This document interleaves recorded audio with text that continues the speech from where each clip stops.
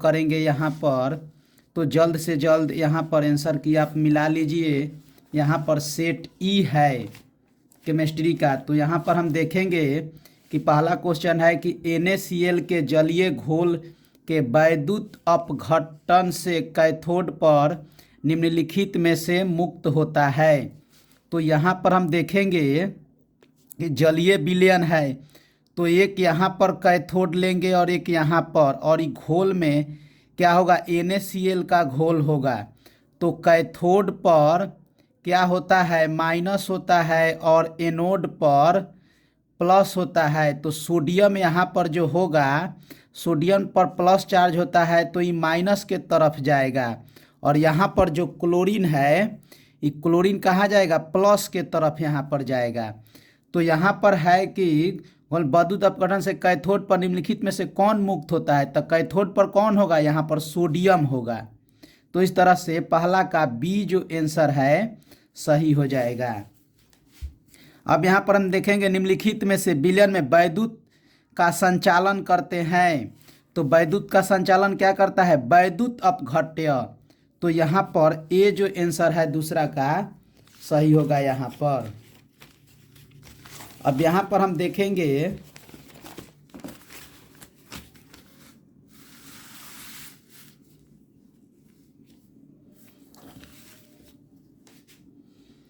तो यहाँ पर है ए बी सी और डी के मानक इलेक्ट्रोड विभव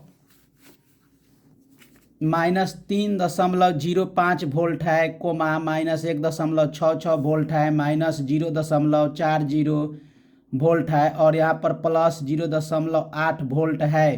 तो इनमें से किस धातु का अवकरण क्षमता सबसे अधिक होगा। तो जिसका यहाँ पर इलेक्ट्रोड विभव का मान जिसका सबसे ज़्यादा कम होगा, तो यहाँ पर हम देखेंगे सबसे कम किसका है, -3.05 वोल्ट है।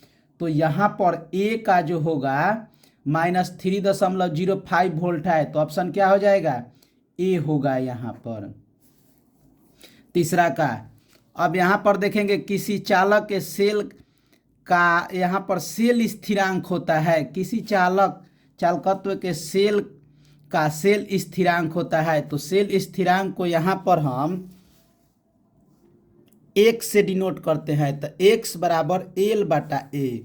तो यहाँ पर कौन सा आंसर सही होगा, बी जो है सही होगा यहाँ पर। रासायनिक अभिक्रिया 2A, यहाँ पर रासायनिक अभिक्रिया 2A + B और C के दर को निम्नलिखित में से किसके द्वारा निरूपित किया जा सकता है। तो यहाँ पर हम देखेंगे कि है 2A, तो यहाँ पर अगर -1/2 dA/dt हो जाएगा, तो यहाँ पर A नंबर भी सही है। और यहाँ पर देखेंगे कि R बराबर -1/2 dA/dt, यहाँ से 2 निकल के जाएगा तो -1/2 dA होगा, और -dB/, इधर B है तो -dB/dt हो जाएगा, और इधर C है तो यहाँ पर +dC/dt। तो इनमें से सभी हो जाएगा, तो 5 का D हो जाएगा यहाँ पर। अब यहाँ पर हम देखेंगे कि एक रासायनिक अभिक्रिया के वेग समीकरण को निरूपित किया जा सकता है।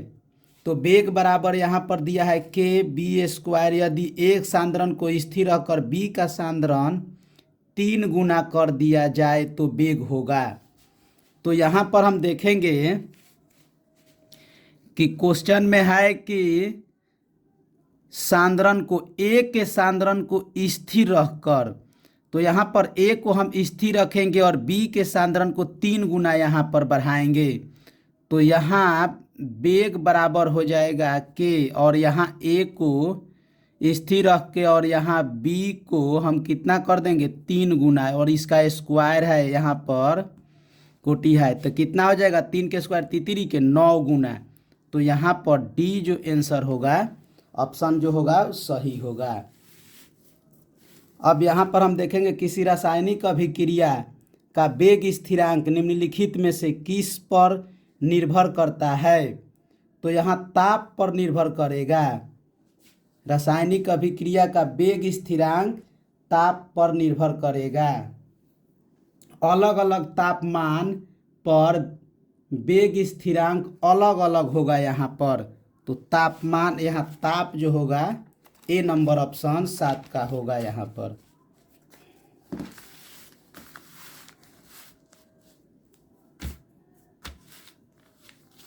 अब यहाँ पर हम देखेंगे निम्नलिखित में से 8 नंबर क्वेश्चन, निम्नलिखित में से कौन कार्बोहाइड्रेट प्रकृति में प्रचुर मात्रा में पाया जाता है। तो यहाँ पर सेलुलोज जो होगा प्रचुर मात्रा में पाया जाएगा। 9 नंबर, निम्नलिखित में से कौन डाइसेकेराइड दूध में उपस्थित रहता है। तो यहाँ पर लैक्टोज हो जाएगा, तो 9 का बी होगा। अधिकतर क्वेश्चन जो हम पढ़ाए हैं उसमें से अधिकतर क्वेश्चन आया है, कम से कम 60 से ऊपर आया है। विटामिन ए का रासायनिक नाम है, विटामिन ए का रासायनिक नाम, तो 10 का यहाँ पर बी हो जाएगा, रेटिनॉल यहाँ पर होगा। निम्नलिखित में से कौन विटामिन जल में घुलनशील है। तो यहाँ पर बी और सी जो होगा जल में घुलनशील होगा, और यहाँ पर डी और ई और के और ए जो होगा वासा में घुलनशील विटामिन होगा। तो जल में कौन सा होगा, बी और सी। तो यहाँ पर 11 का सी सही होगा। निम्नलिखित में से किसमें इंसुलिन स्रावित होता है।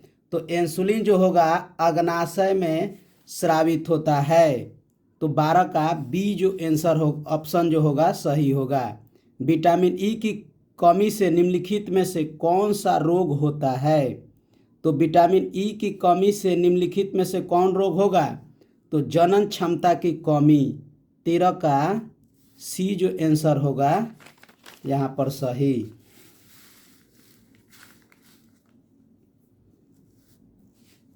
अब यहाँ पर हम देखेंगे प्राकृतिक रबर निम्नलिखित में से किसका बहुलक है। तो प्राकृतिक रबर आइसोप्रीन का बहुलक है। तो 14 का सी आंसर सही होगा यहाँ पर। लोहे का मुख्य ऑक्साइड अयस्क है। तो लोहे का मुख्य ऑक्साइड अयस्क यहाँ पर हेमेटाइट होगा। मैग्नेटाइट भी होता है, तो इसमें ऑप्शन ई हेमेटाइट होगा। और यहाँ पर बॉक्साइड जो है एल्युमिनियम का ऑक्साइड होता है। निम्नलिखित में से किसमें ऑक्सीजन की ऑक्सीकरण अवस्था +2 होता है। तो यहाँ पर हम देखेंगे, इसका निकालेंगे तो क्या होगा, F का -1 होता है और इसमें 2 लगा है, तो 2 से गुना कर देंगे। किसका पूछा है, ऑक्सीजन का। तो जिसको निकालना है उसे x मान लेंगे और टोटल का यहाँ पर कोई आवेश नहीं है तो 0 मान लेंगे। तो x बराबर -2 उधर जाएगा तो +2 हो जाएगा।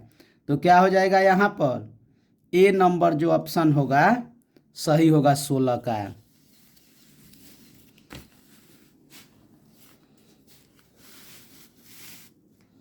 अब यहाँ पर हम देखेंगे निम्नलिखित में से कौन रेडियो एक्टिव उत्कृष्ट गैस है। तो यहाँ पर उत्कृष्ट गैस में रेडॉन जो है रेडियो एक्टिव उत्कृष्ट गैस होता है। तो 17 का डी होगा यहाँ पर। निम्नलिखित में से किस उत्कृष्ट गैस के द्वारा सबसे ज़्यादा यौगिक बनाया गया है। तो यहाँ पर डी जो होगा सबसे ज़्यादा यौगिक बनाने वाला उत्कृष्ट गैस है। निम्नलिखित में से कौन ध्रुवीय यौगिक है। तो यहाँ पर हम देखेंगे ध्रुवीय यौगिक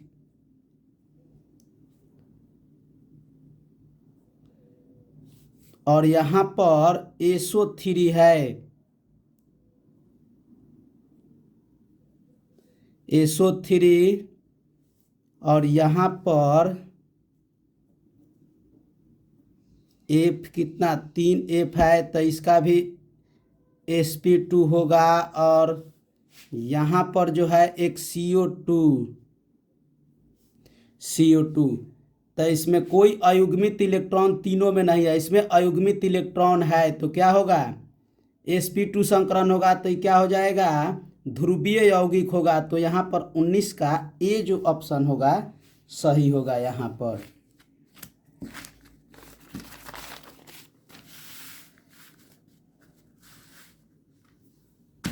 अब यहाँ पर देखेंगे निम्नलिखित में से कौन प्रथम संक्रमण श्रेणी का सदस्य है। तो यहाँ पर निकिल, एक्टिनियम, तो यहाँ पर निकिल हो जाएगा, तो 20 का यहाँ पर ए होगा, निकिल हो जाएगा, प्रथम संक्रमण श्रेणी का सदस्य है। और यहाँ पर देखेंगे Cu2+ Z बराबर इलेक्ट्रॉनिक विन्यास इसका, तो यहाँ पर देखेंगे आर्गन हो जाएगा 18 और 3D और 4s। तो यहाँ पर हम देखेंगे कि 4s2 तो कितना 18 2 20 और 9 29, तो यहाँ पर 1 होगा और यहाँ पर 10 होगा, लेकिन इस टाइप के यहाँ पर ऑप्शन में नहीं है। तो यहाँ से 2 अगर यहाँ पर कॉपर पर क्या है 2+ है तो 2 कम हो जाएगा यहाँ से, तो 4s2 निकल जाएगा। तो यहाँ पर अब हम देखेंगे कितना 27, तो क्या हो जाएगा आर्गन 3D9, तो आर्गन 3D9, तो यहाँ पर सी जो आंसर ऑप्शन जो होगा सही होगा। तो 21 का क्या हो जाएगा सी होगा यहाँ पर।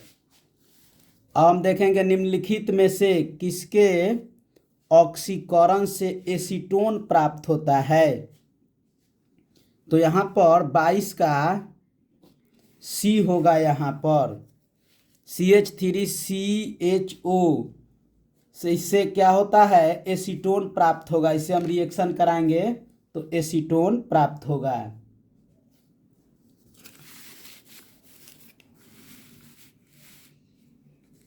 सेकेंडरी एमीन का क्रियाशील मूलक है, तो पहले हम प्रैक्टिस करा चुके हैं। यहाँ पर सेकेंडरी एमीन अगर यहाँ पर NH2 रहेगा तो प्राथमिक एमीन अगर यहाँ NH होगा किसी कार्बन से जुड़ा होगा तो सेकेंडरी एमीन होगा, और केवल N जुड़ा रहेगा तो टर्सरी एमीन होगा। तो यहाँ सेकेंडरी एमीन का क्रियाशील मूलक तो क्या होगा ए होगा, 23 का ए हो जाएगा यहाँ पर। अब यहाँ पर हम देखेंगे 24 का IUPAC नाम पूछा है यहाँ पर, तो यहाँ पर 1 2 और 3, अच्छा इधर से चलेंगे 1 2 3, तो 2 पर एमीन है, तो 2 एमीन किस में है सी में है, तो प्रोपेन और कितना कार्बन 1 2 3, तो यहाँ पर हम देखेंगे प्रोपेन 2 एमीन, तो 24 का सी आंसर यहाँ पर ऑप्शन जो है सही होगा यहाँ पर। 25 नंबर है यहाँ पर प्राइमरी एमीन की अभिक्रिया ग्रिग्नार्ड अभिकर्मक से कराने पर निम्नलिखित में से कौन बनता है। तो यहाँ पर एक एल्केन होगा, तो 25 का ए हो जाएगा यहाँ पर।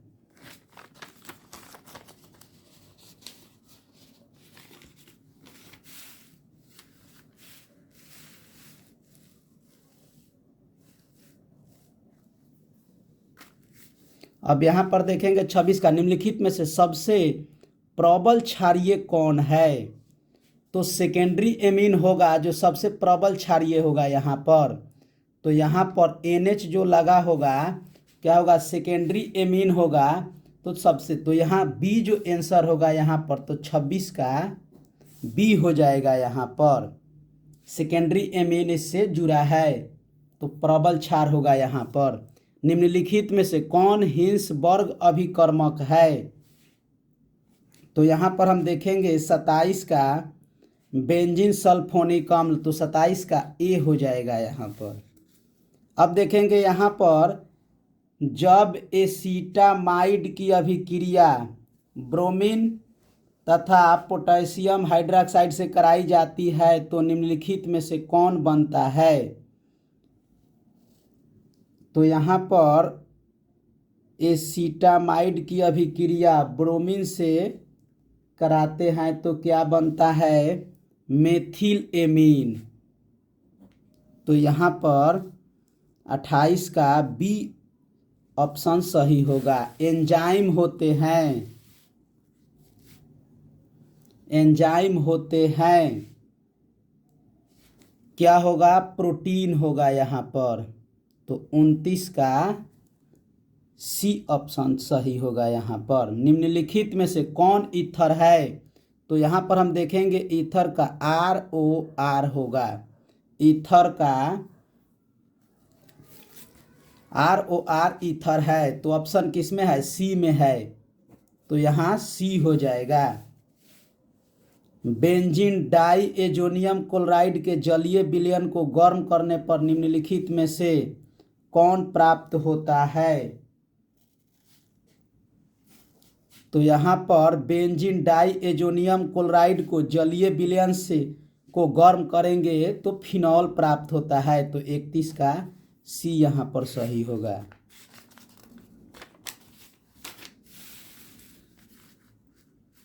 32 नंबर, जब फॉर्मिक अम्ल को सांद्र H2SO4 के साथ गर्म किया जाता है, गर्म किया जाता है तो कौन प्राप्त होता है? तो 32 का ए हो जाएगा, carbon dioxide. 33 number question, IUPAC निकालना है यहाँ पर, तो क्या हो जाएगा? 1, 2 और 3 हो जाएगा। तो 2 पर क्या है? हाइड्रोक्सी ग्रुप है, तो 2 हाइड्रोक्सी, तो इसमें बी में है 2 हाइड्रोक्सी और 1, 2, 3 प्रोपेनोइक अम्ल हो जाएगा। तो 33 का बी ऑप्शन सही होगा यहाँ पर। और यहाँ पर निम्नलिखित में से, यहाँ पर देखेंगे निम्नलिखित में से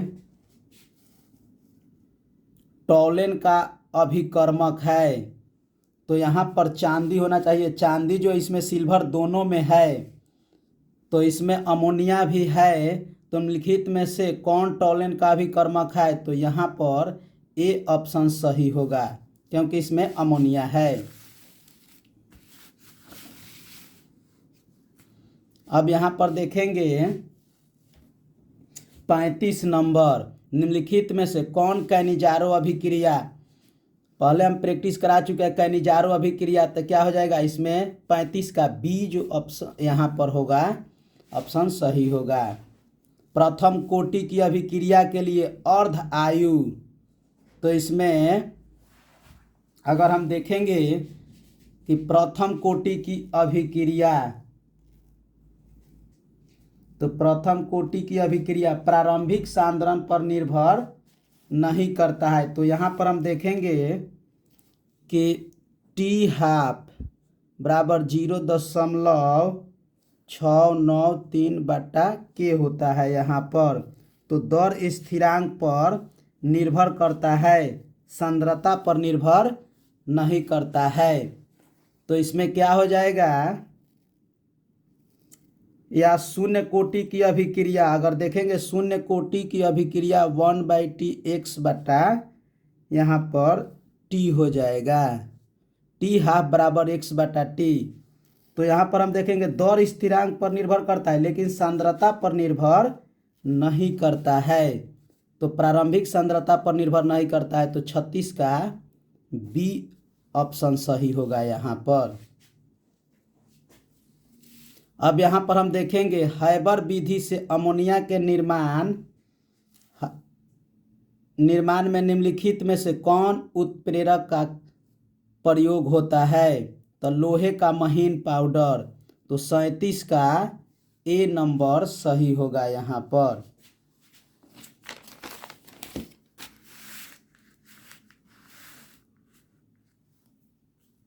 अब यहाँ पर देखेंगे 38 नंबर क्वेश्चन, निम्नलिखित में से किस विधि के द्वारा कोलाइडी विलयन का शोधन किया जाता है? तो अपोहन विधि द्वारा। 38 का सी होगा यहाँ पर। 39 नंबर, 298 केल्विन पर 1 ग्राम चारकोल के निम्नलिखित में से किस गैस का सबसे अधिक आयतन अधिशोषित होता है? तो यहाँ पर क्या होगा? अमोनिया का होगा यहाँ पर। अब यहाँ पर हम देखेंगे पाइरोलुसाइट निम्नलिखित में से किसका अयस्क है? तो मैग्नीज का होता है पाइरोलुसाइट अयस्क। 41 नंबर, धातु के ऑक्साइड को कार्बन या कार्बन मोनोऑक्साइड के द्वारा धातु में अवकृत करने की क्रिया को कहते हैं प्रगलन कहते हैं। अब यहाँ पर देखेंगे 42 नंबर, निम्नलिखित में से किस धातु के निष्कर्षण के लिए साइनाइड विधि का प्रयोग किया जाता है? तो सिल्वर हो जाएगा यहाँ पर, चांदी आंसर सही होगा।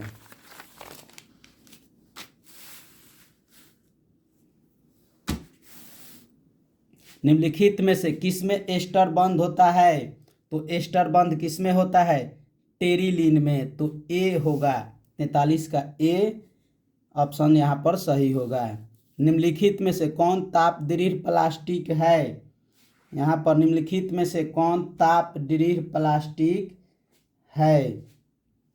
तो ताप दृढ़ प्लास्टिक अगर कह रहा है तो इसमें नायलॉन 6 और यहाँ पर बेकेलाइट और पीवीसी। तो क्या होगा? सी ऑप्शन यहाँ पर सही होगा, बेकेलाइट। निम्नलिखित में से कौन पॉलीएमाइड है? यहाँ पर निम्नलिखित में टेफ्लॉन ए में, बी में है नायलॉन 6 और टेरिलीन और बेकेलाइट। तो पॉलीएमाइड है क्या? नायलॉन 6 तो 45 का यहाँ पर बी ऑप्शन सही हो जाएगा। अब यहाँ पर देखेंगे 46 नंबर, निम्नलिखित में से किसका उपयोग एंटासिड के रूप में किया जाता है? तो एंटासिड का मतलब होता है प्रति अम्ल होता है, आमाशय की अम्लता को उदासीन करता है। क्या करता है? आमाशय की अम्लता को उदासीन कर देता है। एक दवा भी है। तो क्या होता है? मैग्नीशियम हाइड्रोक्साइड होता है। तो यहाँ पर 46 का ए ऑप्शन यहाँ पर सही हो जाएगा। सैक्रिन है एलिफैटिक हाइड्रोकार्बन, मीठा अभिकर्ता, पॉलीन्यूक्लियर यौगिक और चीनी। तो सैक्रिन जो होता है चीनी से 550 गुना मीठा होता है। तो क्या हो जाएगा? मीठा अभिकर्ता। तो ये हो जाएगा। और चीनी से 25,000 गुना स्वीटनर होता है। तो यहाँ पर हम देखेंगे निम्नलिखित में से किसका उपयोग साबुन के रूप में होता है? तो यहाँ पर ए ऑप्शन 48 का ए सही होगा। यहाँ पर इसमें सोडियम लगा है।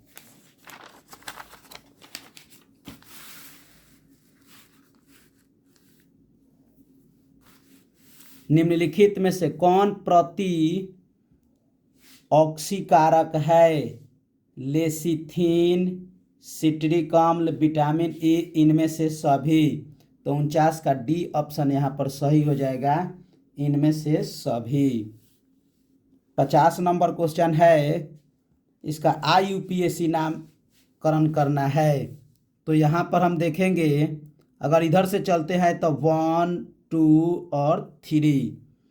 तो यहाँ पर जैसे है CH3 और C है और CH3 और यहाँ पर Br है। तो 1, 2, 3। तब B2 पर क्या है? 2 पर ब्रोमो है और 2 पर मेथिल है। तो 2 ब्रोमो और 2 मेथिल तो किसमें है? C में यहाँ पर होगा 2 ब्रोमो 2 मेथिल और टोटल कितना कार्बन है? 3 है। तो प्रोपेन। तो क्या हो जाएगा? 50 का C ऑप्शन यहाँ पर सही होगा। 2 ब्रोमो 2 मेथिल प्रोपेन हो जाएगा यहाँ पर। अब देखते हैं यहाँ पर एल्किल हैलाइड का उपयोग निम्नलिखित में से किसके निर्माण में होता है? तो एल्केन, एल्कीन, एल्कोहल, इनमें से सभी। तो एल्किल हैलाइड का उपयोग निम्नलिखित में से किसके निर्माण में होता है? तो यहाँ पर एल्केन, एल्कीन, एल्कोहल सभी के द्वारा होगा। तो डी ऑप्शन यहाँ पर सही हो जाएगा। निम्नलिखित में से किस यौगिक का शून्य द्विआघूर्ण है? CH3Cl, CHCl3। तो यहाँ पर हम देखेंगे सी और Cl और Cl। तो यहाँ इनमें से चारों दिशाओं में Cl जुड़ा होगा। यहाँ पर चारों दिशाओं में क्या है, Cl जुड़ा है, तो क्या होगा, द्विध्रुव आघूर्ण। यहाँ 52 का C यहाँ पर ऑप्शन सही हो जाएगा। अब हम 53 नंबर देखेंगे कि जिंक और जल के साथ क्लोरोफॉर्म के अवकरण से प्राप्त होता है एसिटिलीन, एथिलीन, इथेन, मेथेन। तो यहाँ पर 53 का यहाँ डी ऑप्शन सही होगा 53 का। अब हम देखेंगे 54, निम्नलिखित में से कौन आइडोफॉर्म परीक्षण नहीं देता है। तो यहाँ पर CH3CO और एक आइसोप्रोपिल अल्कोहल, एथेनॉल, बेंजील अल्कोहल। तो यहाँ पर डी ऑप्शन 54 का डी ऑप्शन यहाँ पर हो जाएगा, क्योंकि CH3CO समूह उपस्थित होता है। बाकी में इसमें क्या होगा, आइडोफॉर्म परीक्षण, जिसमें CH3 और CO समूह उपस्थित हो, और एक बेंजील अल्कोहल में क्या होता है, नहीं होता है। ब्यूटेन 2 ऑल, तो 54 का डी हो जाएगा, ब्यूटेन 2 ऑल है एक। तो यहाँ पर हम देखेंगे ब्यूटेन सी इसमें 4 कार्बन होगा। ब्यूटेन 2 ऑल, 2 पर क्या है, OH है। तो यहाँ पर CH3 और CH2 CH3, तो 2 पर है तो क्या हो जाएगा, सेकेंडरी, यहाँ पर सेकेंडरी एल्कोहल हो जाएगा। तो 55 का बी सही होगा यहाँ पर। हम देखेंगे निम्नलिखित में से कौन जल में घुलनशील है। तो यहाँ पर 56 का ए सही हो जाएगा, मेथेनॉल है। मेथेनॉल और एथेनॉल दोनों जल में घुलनशील होता है। तो यहाँ पर मेथेनॉल है और एथेनॉल नहीं है, तो मेथेनॉल जल में घुलनशील होगा। तो 56 का यहाँ पर ए जो है ऑप्शन सही होगा, मेथेनॉल। क्रिस्टलीय तंत्र की कुल संख्या कितने होते हैं, 7 होता है। क्रिस्टल तंत्रों की संख्या 7 होता है। तो इस तरह 57 का ए हो जाएगा यहाँ पर। 58 का निम्नलिखित में से कौन सहसंयोजक ठोस है। तो यहाँ पर सहसंयोजक ठोस लोहा, हीरा, सोडियम क्लोराइड, तांबा। तो सहसंयोजक ठोस हीरा होगा यहाँ पर। तो 58 का यहाँ पर बी ऑप्शन सही होगा। किसी धातु की षटभुजीय सीमित पैकिंग संरचना में समन्वय संख्या होती है। तो यहाँ पर हम देखेंगे समन्वय संख्या, तो यहाँ पर क्या है, क्रिस्टल हेक्सागोनल क्लोज पैकिंग। तो यहाँ पर हम 59 का देखेंगे HCP और CCP और FCC में समन्वय संख्या 12 होता है, और BCC में समन्वय संख्या 8 होता है, और ACC में समन्वय संख्या 6 होता है। तो इसमें पूछा है CCP में, तो कितना 12 हो जाएगा यहाँ पर। तो इसमें 59 का कितना डी ऑप्शन यहाँ पर सही होगा, 12 हो जाएगा। अब देखेंगे निम्नलिखित में से कौन आदर्श घोल नहीं है। बेंजीन प्लस टालुइन, तो बेंजीन और टालुइन का संरचना एक जैसा होता है। मिथाइल अल्कोहल, इथाइल अल्कोहल एक जैसा है। यहाँ पर क्लोरोफॉर्म और एसीटोन, ये दोनों अलग अलग है। तो आदर्श घोल नहीं है। तो यहाँ पर 60 का सी ऑप्शन यहाँ पर सही होगा, क्योंकि आदर्श घोल नहीं है, अलग अलग इसका संरचना है। 61 का देखेंगे निम्न में से कौन अर्धपारगम्य झिल्ली से निकल पाते हैं। तो यहाँ पर हम देखेंगे अर्ध पारगम्य झिल्ली से विलायक के अणु जो है निकल पाते हैं।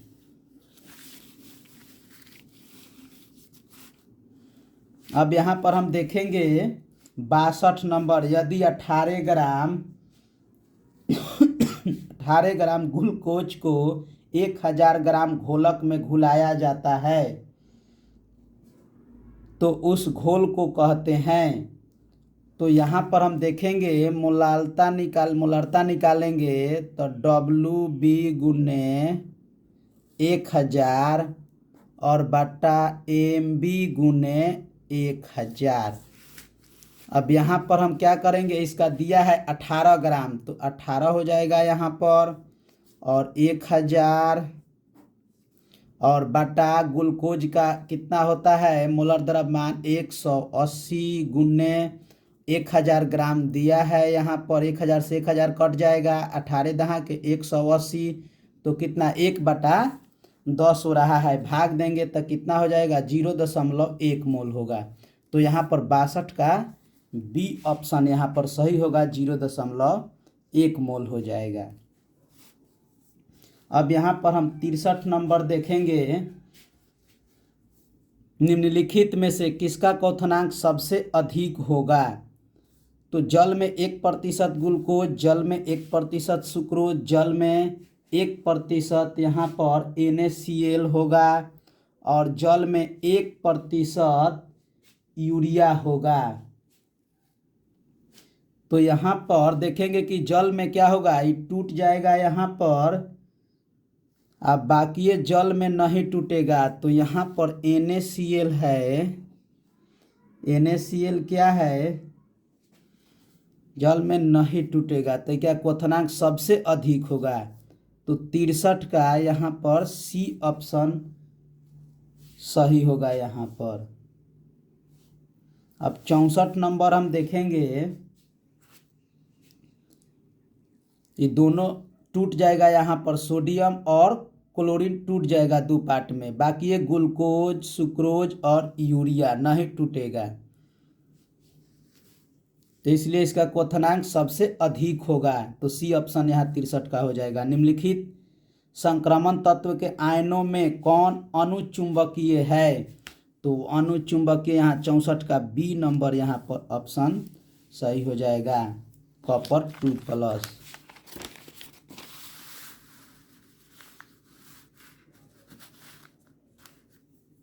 निम्नलिखित में से किसे मुद्रा धातु कहा जाता है। मुद्रा धातु या सिक्का धातु।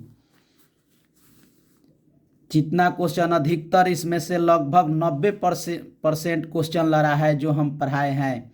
तो यहाँ पर देखेंगे सिक्का धातु या मुद्रा धातु, तो यहाँ पर कॉपर और सिल्वर और सोना, तो यहाँ पर तांबा और चांदी और सोना को सिक्का धातु या मुद्रा धातु कहते हैं। तो 65 का सी ऑप्शन यहाँ पर सही हो जाएगा।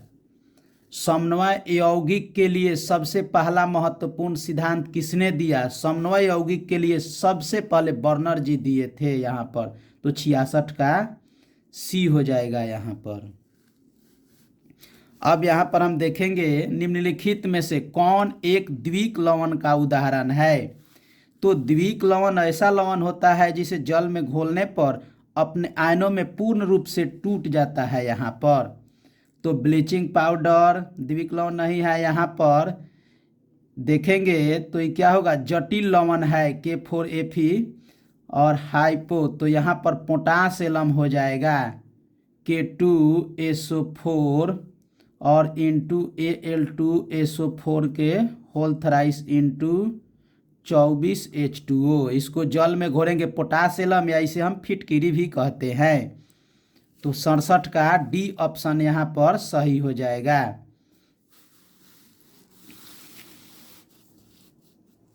अब यहाँ पर हम देखेंगे निम्नलिखित में से कौन बाइडेंट लिगैंड है।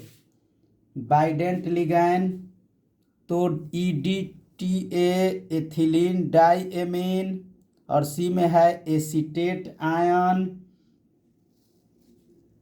और यहाँ पर पीरिडीन।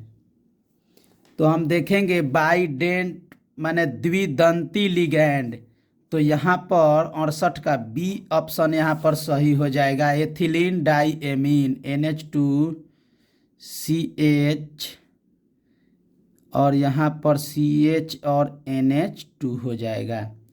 तो यहाँ एक और एक यहाँ एक इस पर होगा और एक इस पर होगा, तो ये क्या है? द्विदंती लिगैंड है। इसे शॉर्टकट में EN भी कहते हैं, एथिलीन डाइएमीन। तो ये द्विदंती लिगैंड है। तो क्या हो जाएगा? 68 का यहाँ पर बी ऑप्शन सही होगा। अब हम देखते हैं, इसमें पूछा है प्लेटिनम की ऑक्सीकरण संख्या क्या है। तो यहाँ पर हम देखेंगे, निकालेंगे प्लेटिनम का, तो इसको X मान लेंगे और प्लस, और C2H4 का 0 होता है और प्लस Cl का -1 गुने 3 बराबर आयन कितना है? -1 होगा। तो यहाँ पर X बराबर, अगर -1 और 3 उधर जाएगा तो प्लस हो जाएगा, तो X बराबर 3 में से 1 गया 2 + 2। तो यहाँ पर 69 का बी ऑप्शन जो होगा सही होगा यहाँ पर। अब देखेंगे लास्ट क्वेश्चन, निम्नलिखित में से कौन विनाइल हैलाइड है। तो यहाँ पर देखेंगे विनाइल हैलाइड में जिस कार्बन पर अगर हाइड्रोजन होगा, जिस कार्बन पर हाइड्रोजन होगा और वह कार्बन के बगल में अगर डबल बॉन्ड होता है तो विनाइल हैलाइड होगा। तो यहाँ पर 70 का बी ऑप्शन यहाँ पर सही होगा, क्योंकि इस कार्बन के ऊपर एक हैलाइड है और जो कार्बन है बगल में डबल बॉन्ड है, तो ये क्या हो जाएगा? विनाइल हैलाइड हो जाएगा। तो इस तरह से इसका आंसर होगा बी नंबर।